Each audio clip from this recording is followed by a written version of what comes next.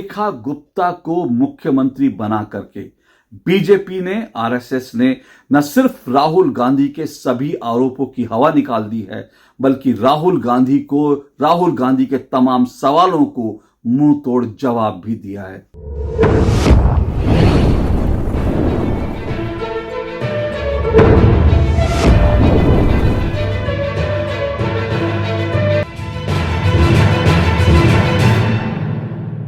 राहुल गांधी ने कहा था कि बीजेपी और आरएसएस में महिलाओं के लिए कोई जगह नहीं है।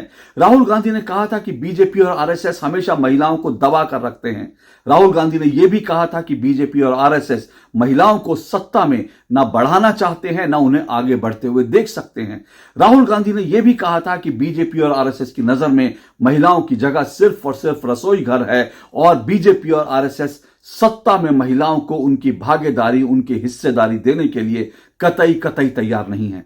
राहुल गांधी ने यह भी सवाल उठाए थे कि आखिर आरएसएस में क्यों सिर्फ और सिर्फ सारे पुरुष नजर आते हैं, आरएसएस में आखिर कोई महिला क्यों नहीं है। राहुल गांधी ने यह भी सवाल उठाए थे और यह भी कहा था कि मैंने आज तक संघ की नेकर पहने किसी महिला को आरएसएस की शाखा में जाते हुए नहीं देखा।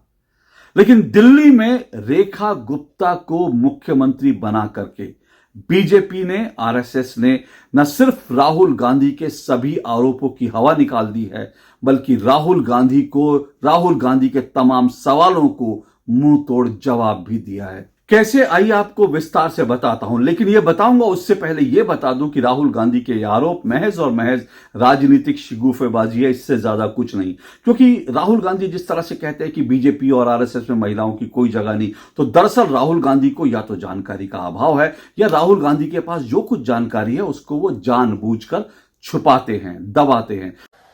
आपने देखा होगा, अभी गांधी जी की फोटो देखी आपने, गांधी जी के साथ आपको 3-4 महिलाएं दिखेंगी दिखेंगी।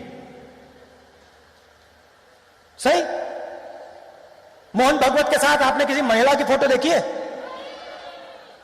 कभी देखी है? हो ही नहीं सकता।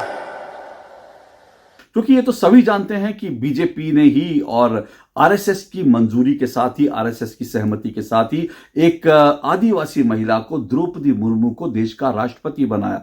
तो क्या द्रौपदी मुर्मू महिला नहीं है? द्रौपदी मुर्मू देश की महिला है, आदिवासी है। इसलिए यह कहना कि बीजेपी आदिवासियों को, बीजेपी महिलाओं को दबाती है, पूरी तरह से गलत है।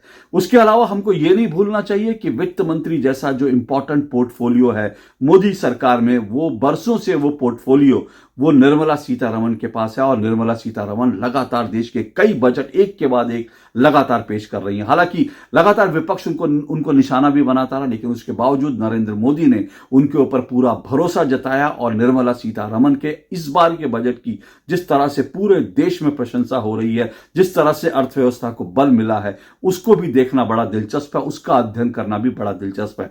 लेकिन राहुल गांधी और विपक्ष अध्ययन नहीं करता, इसलिए वो इस तरह के आरोप लगाता है। फिर हमें यह भी नहीं भूलना चाहिए कि कुछ समय पहले, यानी कि पिछली अगर मोदी 2.0 देखे तो उसमें एक दौर ऐसा भी था जब 6 या 7 कैबिनेट मिनिस्टर जो हैं वो महिलाएं थी और कैबिनेट में महिलाओं का इतना बड़ा प्रतिनिधित्व कभी नहीं रहा।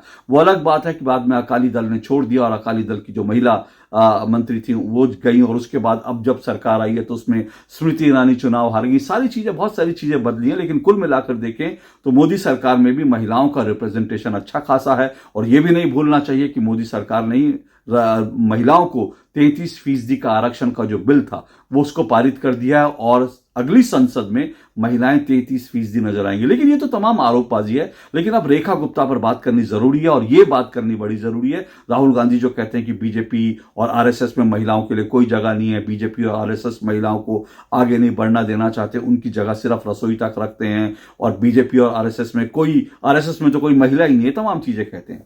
अब इसको लेकर किस तरह से रेखा गुप्ता को मुख्यमंत्री बनाने के बाद कैसे तमाम सवालों का जवाब दे दिया, अब जरा उसको सुनिए। रेखा गुप्ता महिला है, सब जानते हैं। दूसरी बड़ी बात यह है कि रेखा गुप्ता आरएसएस से जुड़ी हैं, राष्ट्रीय स्वयंसेवक संघ से जुड़ी हैं। पता नहीं आपको तो जानकारी होगी, लेकिन शायद राहुल गांधी को ये जानकारी नहीं है कि राष्ट्रीय स्वयंसेवक संघ का एक महिला विंग भी है। जिस तरह से हर संगठन का एक महिला विंग होता है, सेना में भी ऐसा ही होता है, उसी तरह से जो है आरएसएस का भी जो है एक महिला विंग है और उसका नाम है राष्ट्र सेविका समिति। और बहुत सारी महिलाएं जो है राष्ट्र सेविका समिति के बैनर तले जो आरएसएस के लिए काम करती हैं। राष्ट्र सेविका समिति जो है वो राहुल गांधी ने निक्कर वाली बात की, जाहिर सी बात है कि राष्ट्र सेविका समिति की महिलाएं निक्कर नहीं पहनती, लेकिन वो सलवार कुर्ता पहन करके जो है वो अक्सर आपको सड़कों पर पथ संचलन करते हुए भी नजर आएंगी। तो राहुल गांधी की ये जानकारी या तो थी नहीं, या उन्होंने जानबूझकर इस जानकारी को छुपाया, या जानबूझकर इस पर नहीं बोलना चाहते। लेकिन इंटरेस्टिंग बात यह है कि रेखा गुप्ता राष्ट्र सेविका समिति, जो आरएसएस का महिला विंग है, वो राष्ट्र सेविका समिति से रेखा गुप्ता जुड़ी रही हैं। राष्ट्र सेविका समिति की वो जो है सक्रिय सदस्य हैं।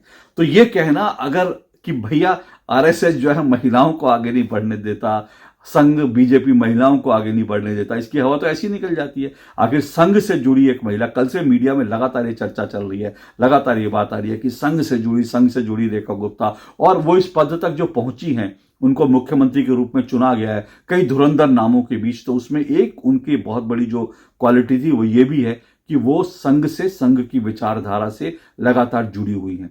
तो इस तरह की बात कहना, राहुल गांधी का जो पूरा जो एक आरोप था उसकी पूरी तरह से उस फुग्गे की बीजेपी ने और आरएसएस ने हवा निकाल दिया रेखा गुप्ता को दिल्ली का मुख्यमंत्री बनाकर। तो राहुल गांधी को तो उनके सवालों का जवाब मिल गया, लेकिन अब सवाल तो राहुल गांधी से होने चाहिए। राहुल गांधी से ये सवाल होने चाहिए कि कांग्रेस के अंदर महिलाओं की स्थिति क्या है।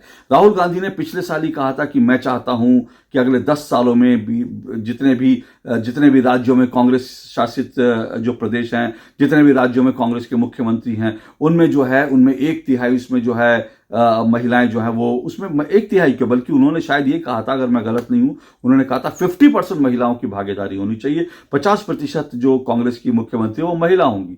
लेकिन आज कांग्रेस के 3 मुख्यमंत्री हैं, कर्नाटक में और उसके अलावा हिमाचल प्रदेश में और तेलंगाना में। तो राहुल गांधी अगर महिलाओं के इतने हितैषी हैं और वो कह रहे हैं कि आरएसएस नहीं सोचता, वो महिलाओं के बारे में सोचते हैं, तो भाई 3 में से एक जगह तो महिला को मुख्यमंत्री बना देना था, लेकिन नहीं किया। और तो और आपने एक महिला को डिप्टी सीएम तक नहीं बनाया। अगर आप इन 3 राज्यों में महिला को डिप्टी सीएम ही बना देते, तब भी लगता कि भाई आपको महिलाओं की चिंता है। लेकिन ये सिर्फ क्या राजनीतिक शिगुफेबाजी छोड़नी है, तो राहुल गांधी यही करते हैं। पूरे देश में अब 2 जो है वो महिला मुख्यमंत्री हैं। एक ममता बनर्जी, जो कांग्रेस की नहीं है, विपक्ष की जरूर है, लेकिन कांग्रेस की नहीं, उनकी अपनी पार्टी है टीएमसी। और दूसरी महिला मुख्यमंत्री जो हैं वो बीजेपी की दिल्ली की मुख्यमंत्री है। इसके अलावा दिया कुमारी जो है उनको डिप्टी सीएम राजस्थान में बीजेपी ने बनाया। इस तरह की चीजें हैं। तो इसलिए राहुल गांधी से सवाल पूछना चाहिए कि भाई 1 साल पहले आपने कहा था कि 50% महिला जो है मुख्यमंत्री महिलाएं होंगी, तो फिर कम से कम इन 3 में से 1.5 को या 1 को या आधी ही बना देते, किसी को डिप्टी सीएम बना देते। लेकिन आज तो बल्कि राहुल गांधी से कुछ और बड़े सवाल जो है होने चाहिए। और वो बड़े सवाल ये कि सवाल यार, और सिर्फ सवाल नहीं है बल्कि उसको सोचना भी चाहिए। देश में आपके सामने भी मैं पूरा एक दिलचस्प चित्रण रख रहा हूं, और समझना भी चाहिए कि एक तरफ आरएसएस से जो महिला जुड़ती हैं, जैसे रेखा गुप्ता है, आरएसएस से जुड़ी जो महिलाएं होती हैं, वो आरएसएस से जुड़ी महिलाएं मुख्यमंत्री पद तक पहुंचती हैं। लेकिन कांग्रेस से जुड़ी महिलाएं कहां तक पहुंचती हैं, इसको लेकर आज राहुल गांधी से जरूर सवाल होना चाहिए।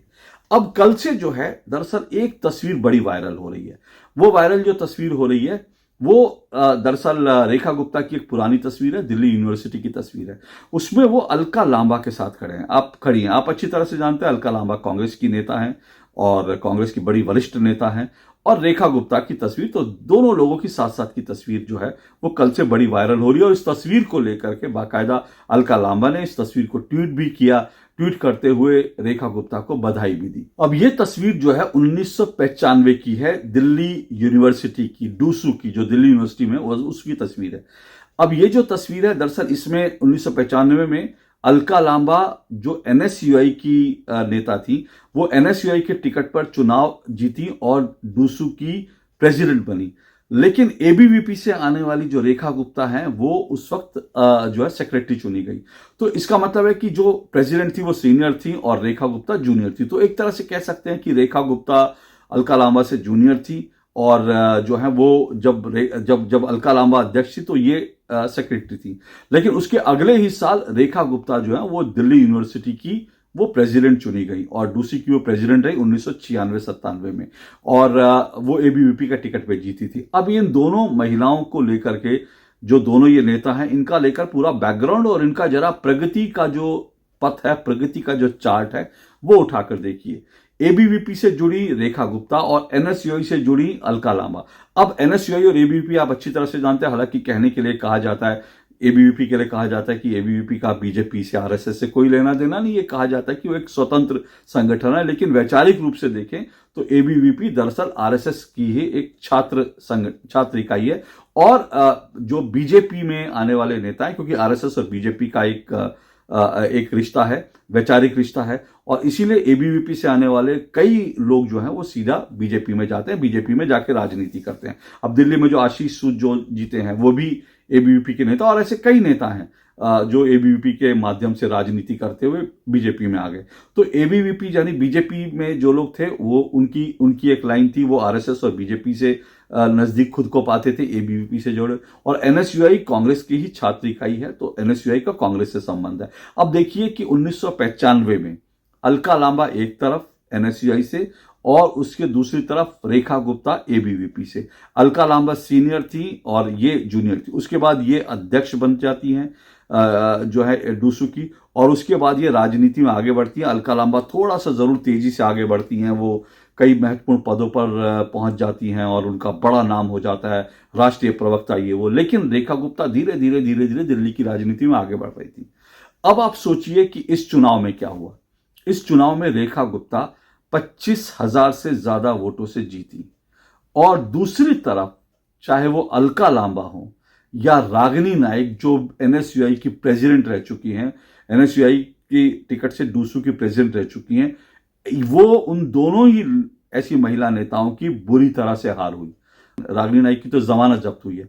तो आप सोचिए कि एक तरफ संघ से जुड़ी महिलाएं जो हैं वो राजनीति करके, विचारधारा की राजनीति करके धीरे धीरे वो कहां से कहां पहुंच जाती है, वो मुख्यमंत्री पद तक पहुंच जाती हैं। दूसरी तरफ एनएसयूआई से जुड़ने वाली महिलाएं जो हैं वो आज इस मुकाम तक पहुंच गई हैं कि वो उनकी जमानत जब्त हो जाती है। तो विधायक बनना, सांसद बनना, विधायक बनना तो दूर की बात है, वो निगम पार्षद तक नहीं चुनी जा रही। ये सिचुएशन है। अब इसमें कांग्रेस से सवाल पूछा जाना चाहिए, भाई कांग्रेस की जो विचारधारा है, कांग्रेस आज जिस तरह की राजनीति कर रही है, कांग्रेस आज जिस तरह की आइडियोलॉजी की राजनीति कर रही है, उसमें तो महिलाओं का भविष्य कुछ बचा ही नहीं। क्योंकि महिलाएं क्या करेंगी अगर रागिनी नाइक और अलका लांबा जैसी धुरंधर नेता जो हैं उनका डब्बा गोल हो जाता है, जमानतें जब्त हो जाती हैं और फिर से कह रहा हूं वो निगम पार्षद तक नहीं चुनी जाती और बीजेपी और आरएसएस से जुड़ी महिला जो है वो अगर मुख्यमंत्री बन जाती है, तो सवाल ये उठना लाजिमी है कि एनएसयूआई से जुड़ी महिलाएं वो कहां पहुंचती हैं और आरएसएस से जुड़ी महिलाएं, बीजेपी से जुड़ी महिलाएं वो कहां तक पहुंच जाती हैं। तो इसकी तुलना, इसका कंपैरिजन तो होना चाहिए। राहुल गांधी से सवाल भी पूछा जाना चाहिए और राहुल गांधी को यह कहना भी चाहिए कि ना भैया, तुमसे ना हो पाएगा।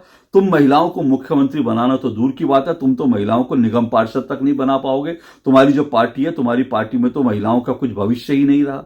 तो जो महिला जुड़ती हैं, जो महिला बड़ी बड़ी नेता होती हैं, उनकी जमानतें जब्त हो जाती है। क्योंकि दिल्ली में फिर से कह रहा हूं, लोकसभा चुनाव हो, दिल्ली में विधानसभा चुनाव हो, निगम पार्षद हो, सब जगह पर कांग्रेस का तो लोकसभा में, विधानसभा चुनाव में अंडा आता है, जीरो आता है। और महिला नेता जो हैं, जो कांग्रेस के टिकट पे खड़ी होती हैं, जिनके लिए राहुल गांधी प्रचार करते हैं, उनकी जमानत जब्त हो जाती है। तो आज महिलाओं को यह सोचना चाहिए कि वो किस तरह की, किस विचारधारा की राजनीति करें, किस धारा की राजनीति करें। अगर वो कांग्रेस की विचारधारा और कांग्रेस की धारा की राजनीति करना चाहती हैं तो उनका भविष्य क्या है, और अगर महिलाएं जो हैं बीजेपी आरएसएस की जो विचारधारा है और इस धारा की जो राजनीति अगर करती हैं तो वो कहां तक पहुंच सकती हैं। ये चीजें आज देश को सोचनी चाहिए। लेकिन साथ साथ अंत में मैं ये भी कह देता हूं कि देखिए, बीजेपी का जो फैसला है, इसको लेकर आने वाले दिनों में बहुत सारी चीजें अभी स्पष्ट होंगी, लेकिन एक बड़ा दूरगामी फैसला लिया गया है रेखा गुप्ता को मुख्यमंत्री बनाकर। क्योंकि 2029 के लोकसभा चुनाव की, कह सकते हैं, नरेंद्र मोदी ने एक तरह से नींव रख दी है। क्योंकि 2029 में जो है 33% महिलाएं चुनाव लड़ेंगी और बहुत सारी महिलाएं आगे आएंगी। तो अभी तो ये शुरुआत है, अभी बहुत सारी महिलाएं आगे आएंगी, जिसमें बीजेपी की महिलाएं भी होंगी। तो एक देश को संदेश दिया है नरेंद्र मोदी ने कि भाई हम महिलाओं को आगे बढ़ाएंगे।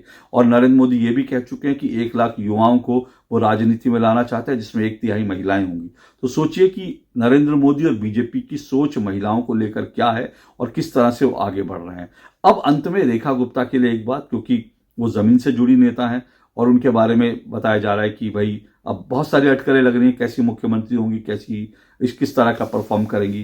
देखिए, वो जमीन से जुड़ी नेता हैं और लगातार वो जो हैं जमीन पर रह के काम करते रहे। सोचिए 1992 में जब वो दौलत राम कॉलेज में जुड़ी थी और उसके बाद 1992 में वो एबीवीपी से जुड़ी और 92 से लेकर अब तक लगातार वो जमीन की राजनीति कर रही हैं, जमीन पर रहकर राजनीति कर रहे हैं। तो इसलिए आज उनको ये इस पद तक भी पहुंचे। और इसमें यह भी एक मैसेज है कि बीजेपी में, आरएसएस में जो आरएसएस के स्वयंसेवक होते हैं, बीजेपी में जो कार्यकर्ता होते हैं, जो जमीन से राजनीति करते हैं, वो कहां से लेकर कहां तक पहुंच सकते हैं, उनके लिए अपार संभावना है। अब कांग्रेस में तो परिवारवाद ही देखा जाता है। अब जब महिलाओं की बात राहुल गांधी करते हैं तो उनसे पूछा जाना चाहिए कि जब हरियाणा में विधानसभा चुनाव थे तो आपने जो शैलजा कुमारी जो महिला थी उनके साथ क्या वो किया था। वहां पर आपको तो याद भी नहीं आया कि शैलजा कुमारी एक नेता है, उनको तो टिकट बंटवारे में तक नहीं पूछा गया। बहरहाल ऐसे बड़े सारे किस्से हो सकते हैं, लेकिन आज उन किस्सों का वक्त नहीं है। लेकिन जैसे मैंने कहा कि रेखा गुप्ता के बारे में एक बड़ी दिलचस्प बात है।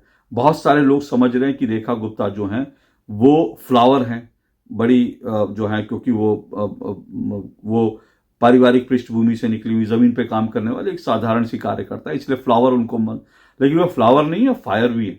उनके कई ट्वीट वायरल हो रहे हैं और वो कई ट्वीट जो उनके वायरल हो रहे हैं उसमें वो केजरीवाल को, हिंदुत्व विरोधियों को जिस तरह से धो कर जो पानी पी कर जो उनका पानी उतार रही है, वो ट्वीट वायरल हो रहे हैं।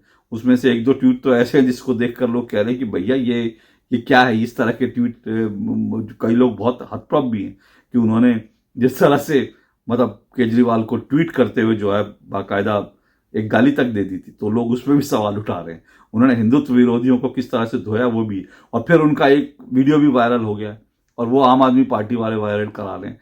वो है कि जब जो है नगर निगम में चुनाव हो रहे थे, उसमें जब मेयर का चुनाव हो रहा था, उसमें जो है हाथापाई हुई, मारपीट हुई। उसमें उन्होंने किस तरह से रेखा गुप्ता ने जो है धक्का मुक्की की, कैसे वो माइक उठा के टेबलें पटक रही हैं, तो वो वीडियो भी वायरल हो गई है। तो ये सब देखने के बाद सिर्फ इतना ही कहा जा सकता है कि रेखा गुप्ता जो है वो फ्लावर नहीं है, फायर है।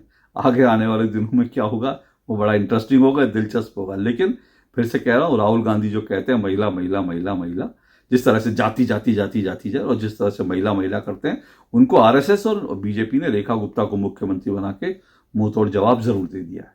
आज के लिए इतना ही, नमस्कार।